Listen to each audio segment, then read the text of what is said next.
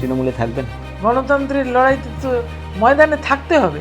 বিগত 3-4-5 বছরে যেভাবে একটা কর্পোরেট কালচার এসে গেছিল, সেটা কিন্তু আমাদের মানসিকতা বা আমাদের রাজনৈতিক বোধের সঙ্গে খাপ খায় না।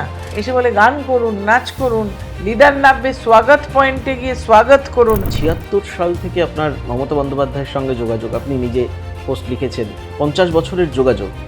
সেক্ষেত্রে এই দূরত্বটা তৈরি হলো কি করে? এটা কি কর্পোরেট কালচারের জন্য? তিনি মুখ্যমন্ত্রী হওয়ার কয়েক বছরের মধ্যে কিছু কিছু পরিবর্তন আমাদের রাজনৈতিক পরিসরে, আমাদের দলের ভিতরে আসলো, যার জন্য আস্তে আস্তে ক্রমে বিচ্যুতি ঘটল। যেগুলো আমরা প্রথমে অবিশ্বাস করতাম মিডিয়াতে দেখে, এই যে দুর্নীতিগুলো, একটার পর একটা দুর্নীতি, তখন উনি নিজে আমায় বলেছেন যে তুমি কি টিভি দেখে বিশ্বাস করছো? তুমি কি বিশ্বাস করছো যে টিভিতে যা দেখাচ্ছে এটা সত্যি? তখন আমি ওনাকে বিশ্বাস করেছি যে কাকে কোথায় পাঠানো হচ্ছে, সে গিয়ে কি বলবে, সে গিয়ে কি করবে, তার কি আচরণ হবে, মানে সব কিছু কমান্ড করা। আমরা চাকর বাকরের মতন যা চাপিয়ে দেওয়া হতো, যা নির্দেশ আসতো, সেটা করতে বাধ্য হতাম। শিক্ষানবিশ ডাক্তার, তার এই পরিণতি, এই ভয়ঙ্কর পরিণতি, এটা কিন্তু মানা যায় না। আমি মুখ বুজে কাজ করছিলাম। এটা যদি কেউ ভুল ব্যাখ্যা করে, সেটা দায়টা তার। মোহ থাকা উচিত না। মোহমুক্ত মানুষ যে, সে অনেক সুখী। আমি পদ ছেড়ে দিয়ে খুব সুখী আছি। 4 বারের সাংসদ, বাংলার রাজনীতির অন্যতম পরিচিত মুখ, একসময় দলের মহিলা সংগঠনের জাতীয় সভাপতি। কিন্তু হঠাৎ কেন সব সাংগঠনিক পদ থেকে ইস্তফা? দলের অন্দরমহলে কি সত্যিই বাড়ছে ক্ষোভ? নারী সাংসদদের প্রতি অশালীন আচরণের অভিযোগ থেকে শুরু করে দলীয় নেতৃত্ব নিয়ে প্রকাশ্যে অসন্তোষ। বাংলার রাজনীতিতে এখন সবচেয়ে বেশি চর্চিত নাম কাকলি ঘোষ দস্তিদার। আজ বিমান পডকাস্টে সরাসরি মুখোমুখি আমরা কাকলিদের কাছে। শুনব তার অজানা অভিমান, রাজনৈতিক লড়াই এবং আগামী দিনের পরিকল্পনা। আমি সমিত সেনগুপ্ত, আপনারা দেখছেন B1। কাকলিদি, কিসের অভিমান হলো? দেখুন, এভাবে বললে ঠিক একটা কোনো সেইভাবে বলা যাবে না যে বিশেষ এই কারণটা। পুঞ্জীভূত একটা ক্ষোভ বলতে পারেন, বহুদিনের। কেননা প্রথম কথা আপনাকে বলি, যে কথাটা আপনি বললেন অশালীন আচরণ, অভদ্র আচরণ, সেটা দলের ভিতরে অনেক কবার অনেকের সামনে ঘটনাটা ঘটেছে। শুধু আমি একজন মহিলা সাংসদ বা মহিলা রাজনৈতিক ব্যক্তিত্ব তা নয়, আরও অন্য সাংসদদের যারা মহিলা, তাদের প্রতি ঘটেছে। কিন্তু আমরা সেই রকমভাবে কোনো ভর্ৎসনা করতে শুনিনি সেই সাংসদকে, যিনি প্রতিনিয়ত এটা করে থাকেন। বরঞ্চ দেখছি উত্তরোত্তর তার দায়িত্ব বাড়ছে, তার গুরুত্ব বাড়ছে। তাহলে দলের ভিতরে বলতে বলতে যখন সেটা নিয়ে কোনো আমরা সুরাহা চোখে দেখলাম না, জানতে পারলাম না, তখনই আমি বাধ্য হলাম যে আমি যদি নিজে মহিলা সভানেত্রী হয়ে জাতীয় রাজনীতিতে বিভিন্ন রাজ্যে, উন্নাও, হাতরাস, বিভিন্ন জায়গায় নারী নিগ্রহ নিয়ে ছুটে গিয়ে তাদের পাশে দাঁড়াবার চেষ্টা করে নিজে যদি নিজের দলের আভ্যন্তরে এই জিনিসটাকে ঠেকাতে না পারি বা কাউকে শাস্তি পাওয়াতে না পারি, তাহলে এই পদে থাকার মানে হয় না। সেজন্য সেটার থেকে আমার অব্যাহতি চেয়ে পদত্যাগ করা।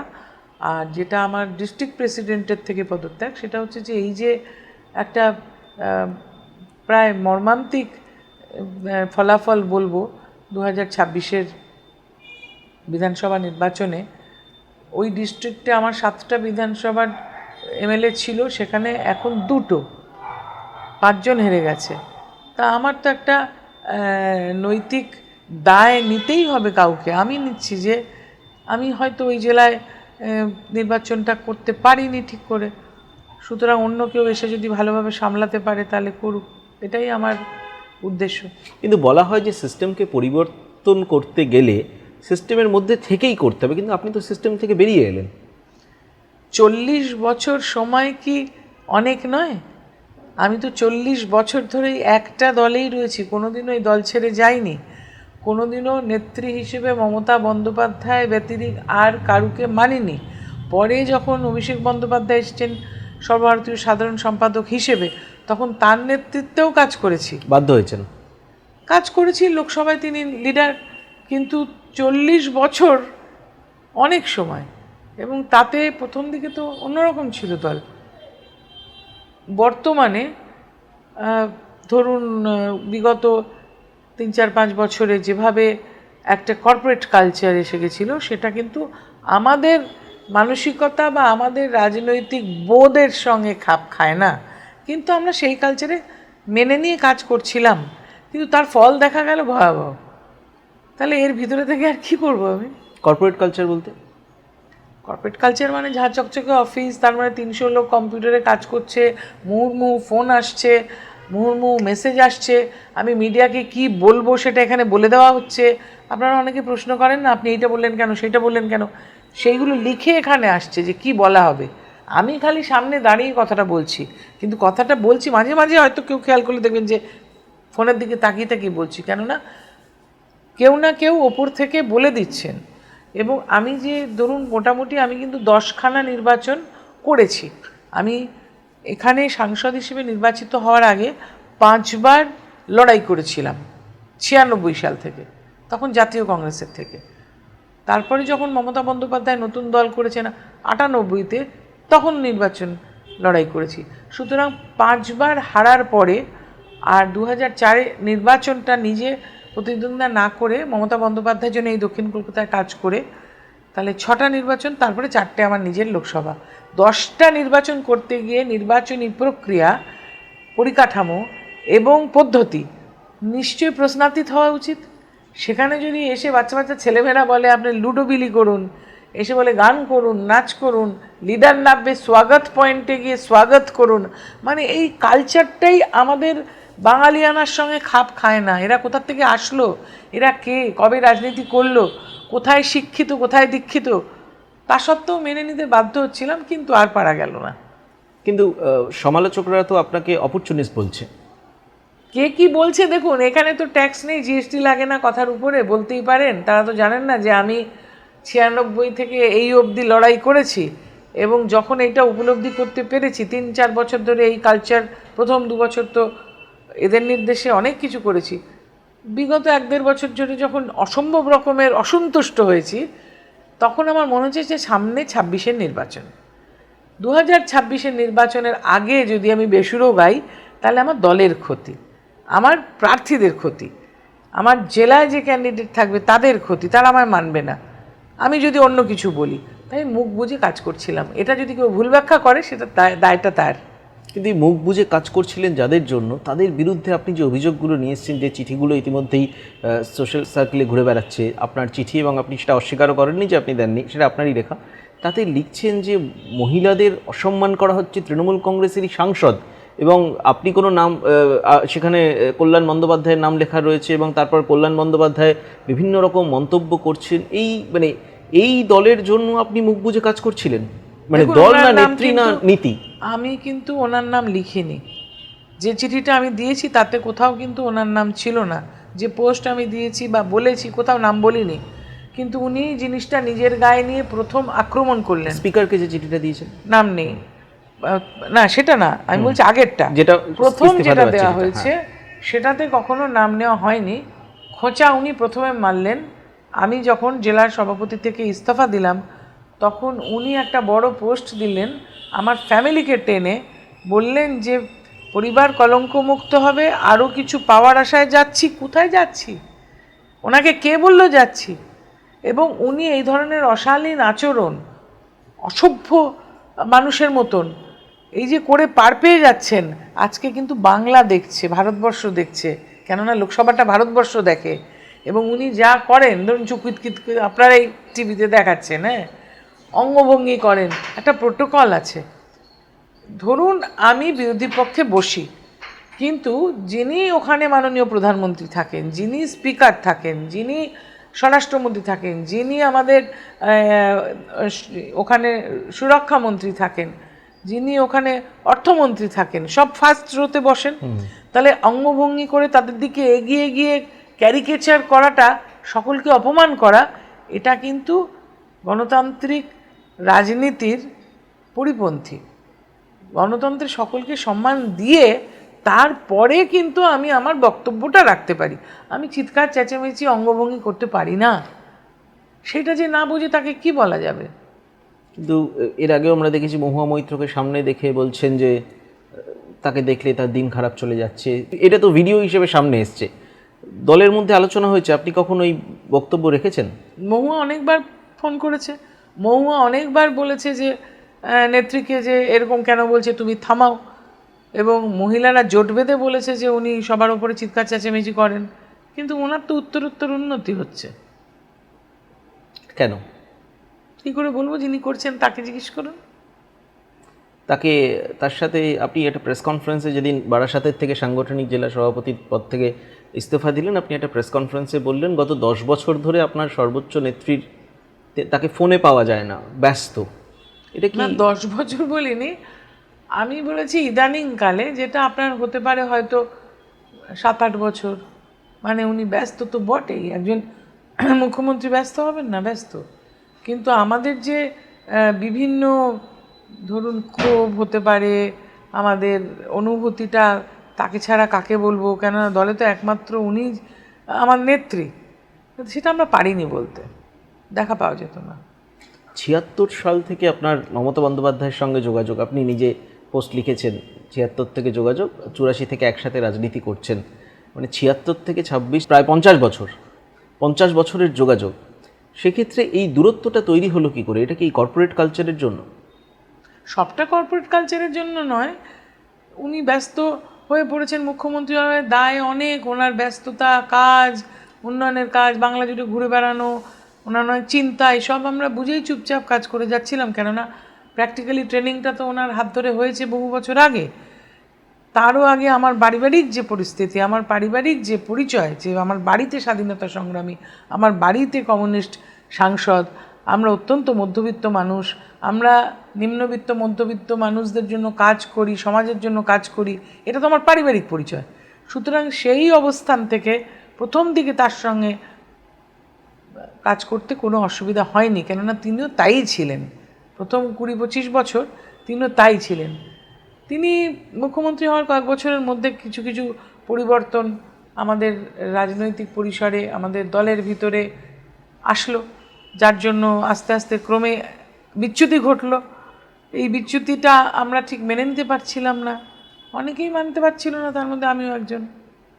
বিচ্যুতি বলতে কি ধরনের? মানে মানুষের সঙ্গে যোগাযোগ বা নেতা নেত্রীদের সঙ্গে? মানুষের সঙ্গে ব্যবহার, অহংকার, ঔদ্ধত্য, তারপরে এখন যে দেখছেন যে বিভিন্ন বিভিন্ন যেগুলো আমরা প্রথমে অবিশ্বাস করতাম মিডিয়াতে দেখে, এই যে দুর্নীতিগুলো, একটার পর একটা দুর্নীতি, কখনো শিক্ষক নিয়োগ, কখনো নিয়োগ দুর্নীতি, কখনো রেশন দুর্নীতি, আমরা শুনতাম কিন্তু আমি বিশ্বাস করতাম না, কেন তার সঙ্গে তো আমার কোনো পরিচিতি ঘটেনি। আমি তো মনে করতাম আমার নিজের কাজ যতটুকু আমার পরিধি, তার মধ্যে থেকে কাজ করা, আমার এলাকার মধ্যে কাজ করা, আমার কনস্টিটিউয়েন্সিতে কাজ করা, নারী সুরক্ষা, মহিলাদের নিয়ে কাজ করা। সেই জন্য আমাকে যখন যেখানে যেখানে যাওয়া প্রয়োজন হতো যেতাম, বা মহিলাদেরকে সশক্তিকরণের স্বার্থে তাদের মধ্যে নিবিড় সংযোগ স্থাপন করে কাজ করা। আমি তো নিজের কাজে ব্যস্ত ছিলাম, টিভিটা দেখছি, ভাবছি এটা ঠিক নয়, আবার নিজের কাজ করছি, জানতেই পারিনি যে সত্যি সত্যি এগুলো ঘটছে। যতদিন না একটা একটা প্রমাণ একদম চাক্ষুষ আমরা মিডিয়ার মধ্যে দেখতে পেলাম। দলের তরফ থেকে তো বলা হয় যে প্রেস কনফারেন্স করে বলা হচ্ছে পার্থ চট্টোপাধ্যায় দুর্নীতিগ্রস্ত, তাকে দল থেকে সাসপেন্ড করা হয়েছে, কিন্তু অনুব্রত মণ্ডলের ক্ষেত্রে বলা হলো যে তার কাছ থেকে তো কিছু পাওয়া যায়নি। পার্থ চট্টোপাধ্যায়ের বান্ধবীর বাড়ি থেকে 50 কোটি টাকা পাওয়া গেছে, 11 কিলো সোনা পাওয়া গেছে, কিন্তু অনুব্রত মণ্ডলের ক্ষেত্রে দলের পদক্ষেপ অন্যরকম ছিল। ডিনায়ালে থেকে লাভ নেই। হ্যাঁ, this is a state of denial. যদি আপনি বলেন যে পাওয়া যায়নি, পাওয়া গেছে, এটা তো ল এনফোর্সমেন্ট এজেন্সি যারা আছে, যারা এগুলো করছেন, এটা তাদের দেখার কথা। আমাদের পারসেপশন, পাবলিক পারসেপশন তৈরি হবে মিডিয়া দেখে, কেন যারা নিজে সরাসরি এর সঙ্গে যুক্ত নয়, সে তো মিডিয়া দেখে যা শুনছে, কিন্তু যেদিনকে তার একেবারে নিম্নবিত্ত কোনো মানুষ কাঁদতে কাঁদতে তার অফিসে এসে বলবে যে আমি 25,000 টাকা রেখেছিলাম, সেই টাকাটা ওই চিটফান্ড থেকে চলে গেছে, তাহলে দিদি তুমি ব্যবস্থা করো, তুমি তো আমাদের সাংসদ, পাইয়ে দিতে। সেদিন আপনি বুঝলেন সত্যি একটা দরিদ্র মানুষের টাকাটা গেছে, তখনই তো বিশ্বাস করতে শুরু করলাম যে হ্যাঁ তাহলে গেছে। কিন্তু এই যে তৃণমূল কংগ্রেসের বিরুদ্ধে দুর্নীতির অভিযোগ এবং দুর্নীতিকে প্রশ্রয় দেওয়া, এটা তো বিগত প্রায় 10 বছর থেকে, যখন থেকেই সারদা কেলেঙ্কারি সামনে এলো 2000, তখন উনি নিজে আমায় বলেছেন যে তুমি কি টিভি দেখে বিশ্বাস করছো, তুমি কি বিশ্বাস করছো যে টিভিতে যা দেখাচ্ছে এটা সত্যি? তখন আমি ওনাকে বিশ্বাস করেছি। আপনি বলেছিলেন মমতা বন্দ্যোপাধ্যায়কে, আমি বলেছিলাম আর ওনার বক্তব্য ছিল যে টিভি যেগুলো তুমি টিভি দেখে বিশ্বাস করছো, এগুলো বিশ্বাস করো না। তুমি কি আমার কথা বিশ্বাস করছো না, তুমি টিভি বিশ্বাস করছো, বাজে কথা বলছে টিভিতে। এবং তখন বিশ্বাস করেছিলেন আপনি হ্যাঁ মমতা ওনাকে বিশ্বাস, আমি তোকে অন্ধের মতো বিশ্বাস যে করেছি। বিশ্বাস নিয়ে আপনি বুদ্ধদেব ভট্টাচার্যের বিরুদ্ধে দাঁড়িয়েছিলেন।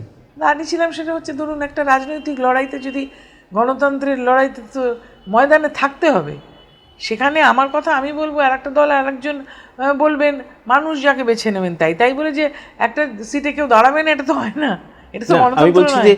যে বিশ্বাস নিয়ে মমতা বন্দ্যোপাধ্যায়ের উপর ভরসা করেই রাজনৈতিক, তো আমি তো রাজনীতির বুদ্ধদেব মানুষ। ভট্টাচার্যের মতো নেতার তাতে- বিরুদ্ধে আপনি তাতে দাঁড়িয়েছিলেন। কি হচ্ছে দেখুন, আমি আমার ব্যক্তিগত জায়গা থেকে হয়তো ভাবতে পারি যে উনি সৎ, উনি একজন কমিউনিস্ট লিডার, এটা তো ব্যক্তিগত জায়গায়।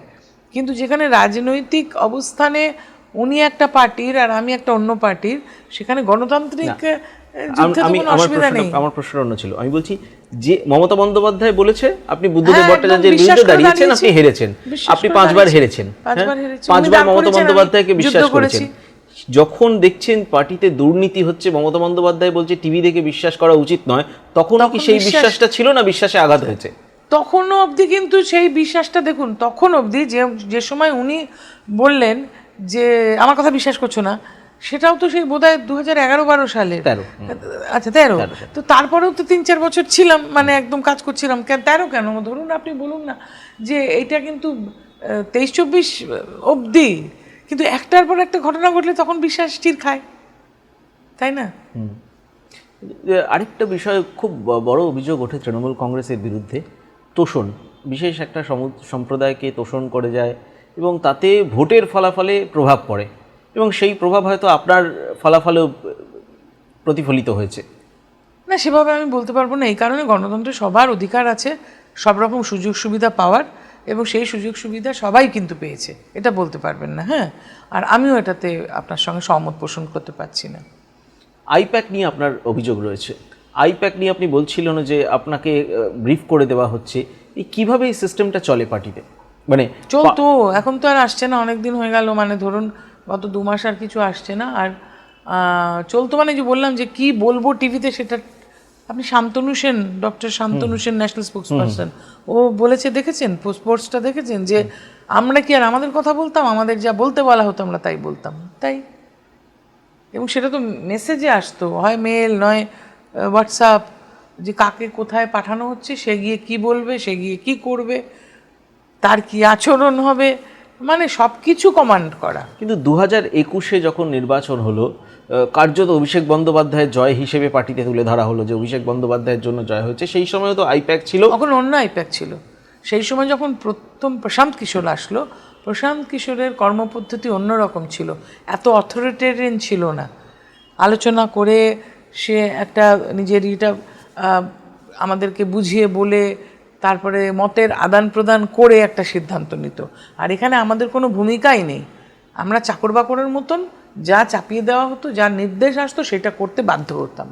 একটা বিষয় অনেকেই অভিযোগ করছেন যে বিধানসভায় প্রার্থী হওয়ার জন্য পয়সা নেওয়া হয়েছে, এবং সেটা আমি বলতে পারবো না, আইপ্যাকের মাধ্যমে। আমি টাকা পয়সার কথা বলতে পারবো না, আমি জানি না।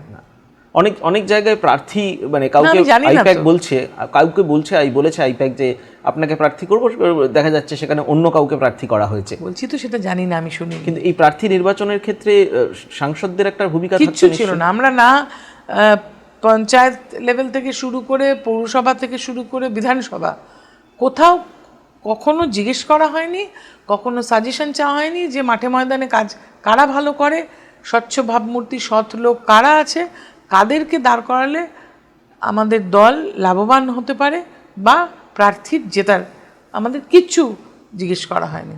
কিন্তু মানে আপনাদের ভূমিকাটা তাহলে কি? সাংসদদের ভূমিকাটা শুধু প্রচার করা, মিটিং করা, ঘুরে ঘুরে মিটিং করা।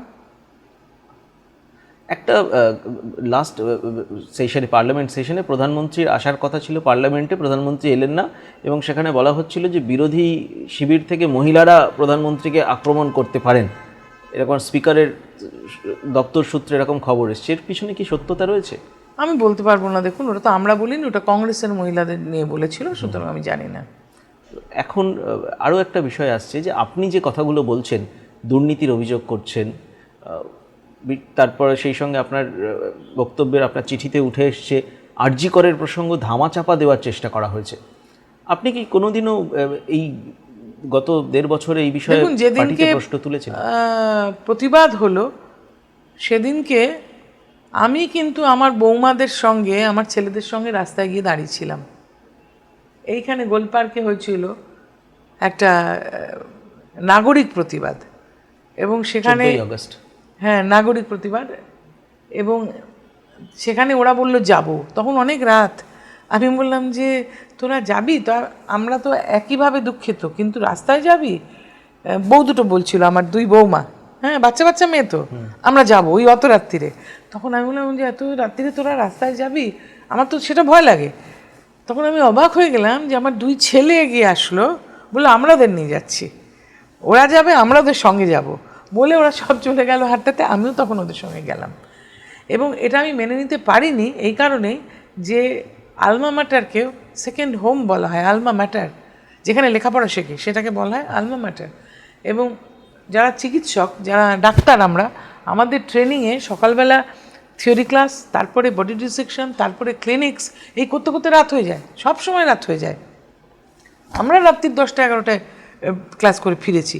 সেখানে ডিউটির জায়গায় একটা শিক্ষানবিশ ডাক্তার, তার এই পরিণতি, এই ভয়ঙ্কর পরিণতি, এটা কিন্তু মানা যায় না।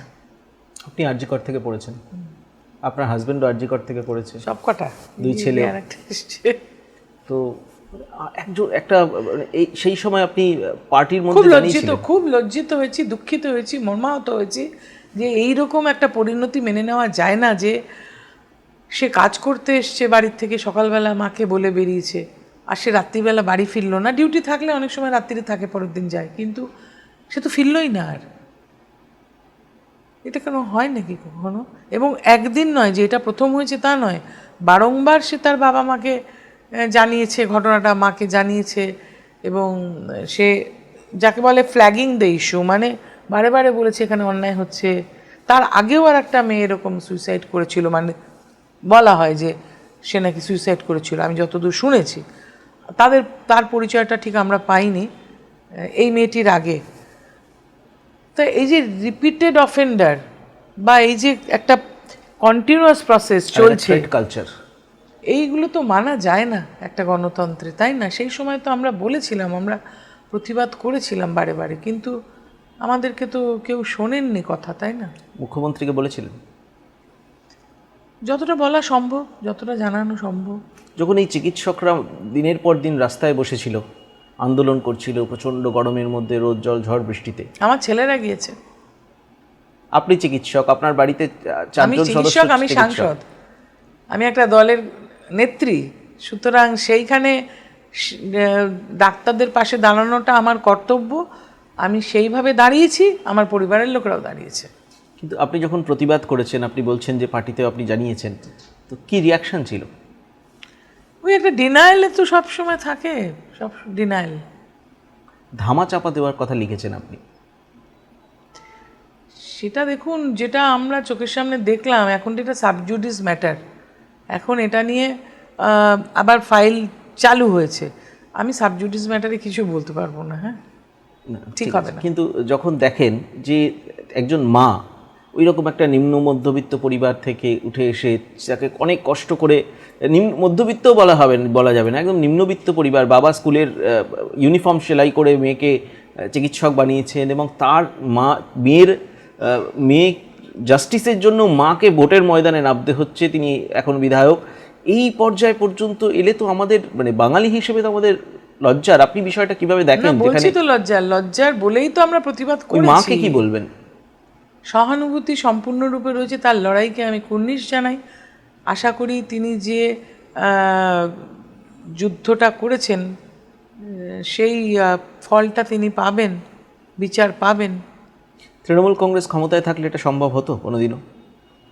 না, তা কেন? উনি যেভাবে লড়েছেন তাতে তো একটা জায়গায় উনি পৌঁছে গেছেন এবং উনি পৌঁছে দিয়েছেন বার্তাটা।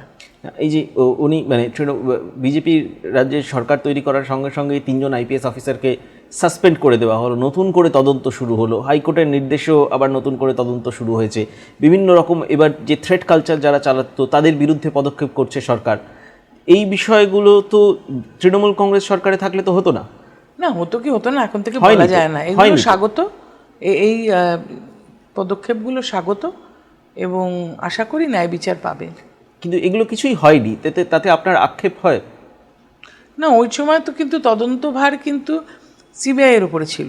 সিবিআই তো পরে সুতরাং এসছে, হ্যাঁ। না, সঙ্গে সঙ্গে মাননীয় মুখ্যমন্ত্রী তৎকালীন তিনি সঙ্গে সঙ্গে বলেছিলেন সিবিআই দায়িত্ব নিলে আমার আপত্তি নেই, এটা কিন্তু বলেছিলেন প্রথম দিন।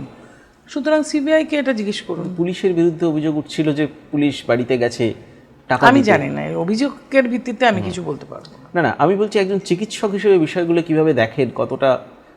আমি তো আগেই বললাম যে আমি মর্মাহত, যে এই জিনিসটা অত্যন্ত বেদনাদায়ক এবং আমরা এটাকে খুব দুঃখ পেয়েছি। 2011-এ যখন তৃণমূল কংগ্রেস ক্ষমতা এলো তখন সমস্ত জায়গা থেকে দেখা যাচ্ছিল, রাজ্যের বিভিন্ন জায়গা থেকে সিপিএম নেতাদের কর্মীদের বাড়ি থেকে অস্ত্র উদ্ধার হচ্ছিল এবং সেটা নিয়মিত সেই খবর চলছিল টিভিতে, খবরের কাগজে। 2026-এ যখন সরকার পরিবর্তন হলো, তৃণমূল কংগ্রেসের একাধিক নেতার বাড়ি থেকে টাকা, নেতার জমি মাটি খুঁড়ে টাকা, মাটির তলায়, হাওড়ায় মাটির তলায় তৃণমূল কংগ্রেসের নেতাও নয়, সে নেতার সাগরেদ, তার গোপন মানে প্রাসাদোপম ঠিকানা, বিধায়কের বিষ্ণুপুরের বিধায়কের অত বড় বাড়ি, একাধিক বাড়ি, এবং সেই সঙ্গে জাহাঙ্গীর, শাহজাহান, এদের উপদ্রব, এই বিষয়গুলো নিয়ে তৃণমূল কংগ্রেসের দিকে আঙুল তুলছে এবং আপনিও বলেছেন যে আপনি প্রতিবাদ করেছিলেন কখনো। দেখুন, এগুলো একটাও আমার জেলার কথা তো আপনি বললেন না, এবং আমি বারে বারে বলেছি আমি আমার জেলায় কাজ করতাম, আমি উন্নয়নের কাজ করতাম, আমার যে কনস্টিটিউয়েন্সি সেখানে মানুষের সঙ্গে যোগাযোগ ছিল। সুতরাং সেইখানে এই যে নামগুলো বললেন এগুলো অন্য অন্য জেলার ব্যাপার টিভিতে দেখতাম, এবং আস্তে আস্তে তো আমি বললাম যে হ্যাঁ, গত 3-4 বছরে মিডিয়ার রিপোর্টে আস্তে আস্তে করে আমরা সেন্সিটাইজড হলাম যে এইগুলো হচ্ছে, কিন্তু তার আগে জানা সম্ভব ছিল না। যদি আপনি 40 বছর রাজনীতির মধ্যে রয়েছেন, আপনার পরিবারে স্বাধীনতা সংগ্রামী ছিল আপনার জ্যাঠামশাই, মামা গুরুদাস দাশগুপ্ত, তাদের ছত্রছায়ায় আপনি বড় হয়েছেন। সেই জায়গা থেকে এসে আজকে যে জায়গায় আপনি দাঁড়িয়ে রয়েছেন, কিভাবে নিজেকে মূল্যায়ন করবেন এবং রাজনীতির এই পরিবর্তনটা কিভাবে দেখছেন? একটা অত্যন্ত মধ্যবিত্ত, নিম্নবিত্ত বড় মধ্যবিত্ত পরিশ্রমী পরিবার, যে পরিবারে সবাই পরিশ্রম করে এবং এখন অবধি যারা খেটে খায় যাকে বলে, এবং যে পরিবারে উচ্চশিক্ষিত, সেই পরিবারের একজন সচেতন নাগরিক হিসেবে, জনদরদি মানুষ হিসেবে, সৎপথে চলা মানুষ হিসেবে নিজেকে দেখছি। রাজনীতি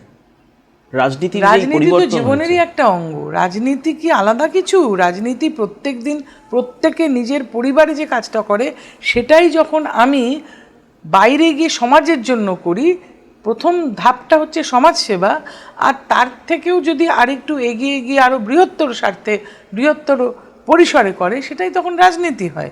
সুতরাং আমি সেইভাবেই নিজেকে দেখি, তার বাইরে কারোর দেখা উচিতও নয়। তখনই লোভ জন্মায়, তখনই মোহ জন্মায়, তখনই মনে হয় পদ আঁকড়ে থাকি, কি নিয়ে এসেছিলাম যে আমি সঙ্গে করে নিয়ে যাব কিছু। মোহ থাকা উচিত না। মোহমুক্ত মানুষ যে সে অনেক সুখী। আমি পদ ছেড়ে দিয়ে খুব সুখী আছি। শেষ প্রশ্ন, আপনার কিছু পূর্ববর্তী মিডিয়া স্টেটমেন্ট বা কখনো কোনো, সেটা আপনাদের অভিযোগ যে কনকক্টেড বা ভিডিও, কোনো ট্র্যাপ, এই বিষয়গুলো তো আপনার বিরুদ্ধে, মানে আপনি যখন এখন খোলাখুলি বলছেন যে দুর্নীতির বিরুদ্ধে আপনি মুখ খুলেছেন পার্টির মধ্যে, সেটাকে নেগলেক্ট করা হয়েছে, মহিলাদের উপর নির্যাতনের বিষয়ে বলেছেন, তো এই বিষয়গুলো তো আসবে বা আসছে খুব স্বাভাবিকভাবে। একটা কথা আমি বললাম, যেদিন আমার শাশুড়ি মারা যাচ্ছেন তার সেন্ট্রাল চ্যানেল হচ্ছে, দাঁড়িয়ে দাঁড়িয়ে আমরা কাঁদছি, সেই সময় ওই মেয়েটি আমাকে বারে বারে বিরক্ত করেছে, ফোন করছে যে কমেন্ট করুন। আমি বলেছি আমার মানসিক স্থিতি ঠিক নেই, আমার শারীরিক স্থিতি ঠিক নেই। আমি দিল্লি থেকে এসেই আমার অত্যন্ত প্রিয় মানুষ, আমার শাশুড়ি মারা যাচ্ছেন, দেখতে পাচ্ছি ডাক্তাররা চ্যানেল করছে, আমায় কিছু জিজ্ঞেস করবেন না, আমি বলতে পারছি না আপনাকে। ইংলিশে আমি বললাম যে you are still questioning, it's a misunderstanding, understand, আমি পারছি না। তা সত্ত্বেও উনি বললেন একটা জবাব দিন, এবং সেই সময় একটা জবাব ভুলবশত আমি বলেছি। তারপরে আপনাদের মাথায় রাখতে হবে যে লার্নেড অশোক গাঙ্গুলি ছিলেন হিউম্যান রাইটস কমিশনের চেয়ারম্যান। তারা একটা সুমোটো কেস স্টার্ট করে আমাকে ভবানী ভবনে ডেকে পাঠিয়েছিলেন। প্রথমবারে আমি কারুর নির্দেশে তিনি যেতে দেননি জানি, পরের বার গেছি, সেকেন্ড টাইম তিনি বলতে মুখ্যমন্ত্রী, আমি পরের বারে গেছি, এবং সেখানে বারণ সত্ত্বেও আমি সেখানে গেছি এবং তাদেরকে ঠিক এই পরিস্থিতিটা বুঝিয়েছি। তখন উনি বললেন তাহলে তো আপনার মানসিকতাই তখন ঠিক ছিল না, আপনি তো খুব দুঃখে অস্থির বেদনার মধ্যে ছিলেন, সুতরাং তখন কি বলেছেন সেটা আমরা ধরবো না, কেস ক্লোজ করে দিচ্ছি। তাহলে human rights commission, total commission বসে যদি বন্ধ করে দেয় যে না এই পরিস্থিতিতে আপনাকে দোষ দেওয়া যায় না, সেটা নিয়ে যারা জলঘোলা করছেন বা আমি বলবো নোংরামও করছেন, এখন হাতে ফ্রি সোশ্যাল মিডিয়া আছে বলে আমি যা খুশি লিখে দিলাম, সে তো ঠিক না। ভিডিও নতুন করে সার্কুলেট হচ্ছে সোশ্যাল মিডিয়াতে, তো হতেই পারে, তো বিভিন্ন মানুষ ভুল করেন। আপনি জীবনে কখনো ভুল করেননি? আপনি একদম ভুল করেননি। যে বলবে জীবনে সে মিথ্যে কথা বলছে। জীবনে চলার পথে আমার এখন 70-এর কাছাকাছি বয়স, 67 বছর বয়সে এসে এই 40-45 বছরের রাজনৈতিক জীবন, তার আগে সামাজিক কাজকর্ম, সোশ্যাল ওয়ার্ক, আমি যাদবপুরে হেরে এসেও আমি যাদবপুরে আমার নিজের রোজগারের টাকা দিয়ে একটা স্কুল বানিয়ে দিয়েছিলাম, একটা বাচ্চাদের স্কুল। মানে ওই জায়গাটাতে কোনো স্কুল নেই, একদম আন্ডার ডেভেলপড। ওটা বোধহয় 108 বা 109 নম্বর ওয়ার্ড ছিল, আজ থেকে 40 বছর আগে। এবং একটা চিকিৎসালয় ছিল না, তা একটা ঘর বানিয়ে দিয়েছিলাম আমি, যে অর্ধেকটাতেই আইসিডি সেন্টারের মতন বাচ্চারা পড়বে, আর এই পাশটাতে ডাক্তার, একজন চিকিৎসক মায়না দিয়ে রেখেছিলাম, সেই মেয়েটি গিয়ে পেশেন্ট দেখতো সেখানে, আমি করে এসেছিলাম, সেটাই আমার দায়বদ্ধতা।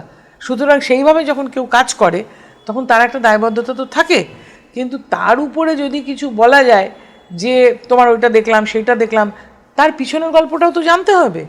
সেই সময়কার রেকর্ডিং আমার আছে পেন ড্রাইভে, যেটা আমি জমা দিয়েছি অলরেডি, কেননা সেই কেসটাও তো আমার বন্ধ হয়ে গেছে। কেন বন্ধ হয়েছে আজকে কেউ বলতেই পারে, সেই কেসটা তার আছে।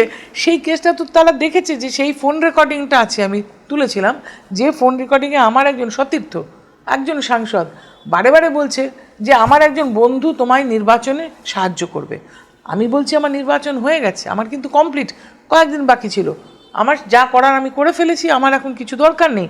এটা রিপিটেড বলছি, যেমন ওই মেয়েটিকে রিপিটেড বলেছিলাম don't ask me, I am sad. এখানে বলছি আমার দরকার নেই। উনি বললেন না কালকে আমি পাঠিয়ে দিচ্ছি। বাড়িতে কখন থাকো? আমি বললাম বাড়িতে আর কখন থাকি, সারাদিন তো রাস্তায় থাকি, প্রচারে থাকি। তো বলছি বাড়িতে ফেরোই না, খেতে আসো না? আমি বললাম হ্যাঁ লাঞ্চে যাই। পরের দিন লাঞ্চে গিয়ে দেখলাম এই লোকটা ঢুকলো, তখন বলে এটা ইলেকশনের খরচ। আমি সেটা ডিস্ট্রিক্ট ম্যাজিস্ট্রেটকে যে আমাদের এক্সপেন্ডিচার দিতে হয় সেখানে লিখে জমা দিলাম।